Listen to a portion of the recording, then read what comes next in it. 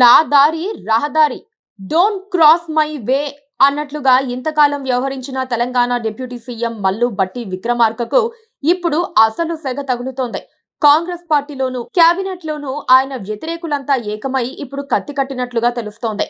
తాను డిఫరెంట్ నేతనని, ఎవరిని లెక్క చేయాల్సిన అవసరం లేదని బట్టి ప్రదర్శించిన అహంకారమే ఇప్పుడు ఆయనకు శాపంగా మారింది. పైగా బట్టి అవినీతి కట్టలు తెంచుకొని ప్రవహిస్తోందని, పర్సంటేజ్ ఇస్తే ఏ పనైనా చేస్తారని తీవ్ర ప్రచారం జరుగుతోంది. పైగా వసూలు చేసిందంతా బట్టి వెనకేసుకుంటున్నారని, జాతీయ స్థాయిలో పార్టీని నడపాల్సిన అధిష్టానానికి పైసా పంపడం లేదని మరో వార్త ప్రచారానికి వచ్చింది.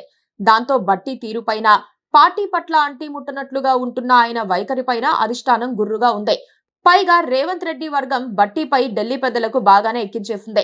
డిప్యూటీ సీఎం పదవి ఎక్కడ ఊడుతుందో అన్న భయం బట్టిలో పెరిగిపోయిందట. మంత్రి పదవి నుంచి బట్టిని తొలగించి జాతీయ కార్యదర్శి బాధ్యతలు అప్పగిస్తారని కూడా చెబుతున్నారు. బట్టి ఎట్ ద రేట్ ఆఫ్ 12% అన్నది కాంగ్రెస్ పార్టీలో నోటి మాటగా జరుగుతున్న ప్రచారం. కనిష్టంగా 12% ఇస్తే బట్టి ఏ పనైనా చేసి పెడతారని చెప్పుకుంటున్నారు. పైగా ఆ డబ్బుల్లో కొంతమేర పార్టీకి జమ చేస్తే బాగానే ఉంటుంది. అందుకు భిన్నంగా వ్యవహరిస్తున్న బట్టి అంతా నా ఇష్టం, వచ్చిందంతా నాకే అన్నట్లుగా వ్యవహరిస్తున్నారు. దాంతో పార్టీ వారిలో తీవ్ర అసంతృప్తి నెలకొంది.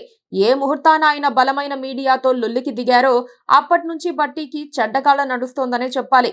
బట్టి ప్రతి కదలికను మీడియా కంటే కాంగ్రెస్ అధిష్టానమే ఎక్కువగా ఫాలో అవుతోంది. సామాజిక వర్గం లెక్కలు చూసుకొని డిప్యూటీ సీఎం పదవి ఇస్తే ఏకుమేకై కూర్చున్నారని అధిష్టానం భావిస్తోందట. విద్యాధికుడైన బట్టి వివేకవంతంగా వ్యవహరిస్తారని భావిస్తే ఆయన తీరు అందుకు భిన్నంగా ఉందట.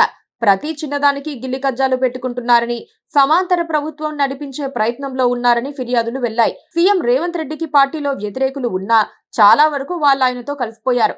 బట్టి అలా కాదట. నేను వేరు, నా దర్బారు వేరు అన్నట్లుగా ఆయన ప్రవర్తిస్తున్నారట.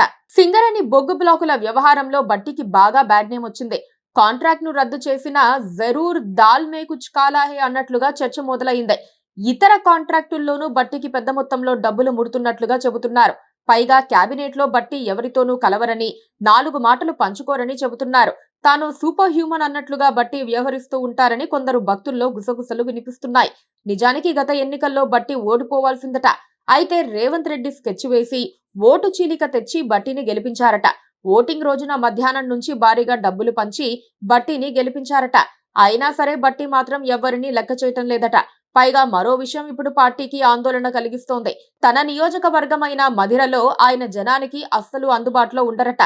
ఏ సమస్యను పట్టించుకోరట. సామాన్య ప్రజలకు అపాయింట్మెంట్ ఇవ్వరట. మరి ఫైనల్ గా ఏం జరుగుతుందో చూడాలి.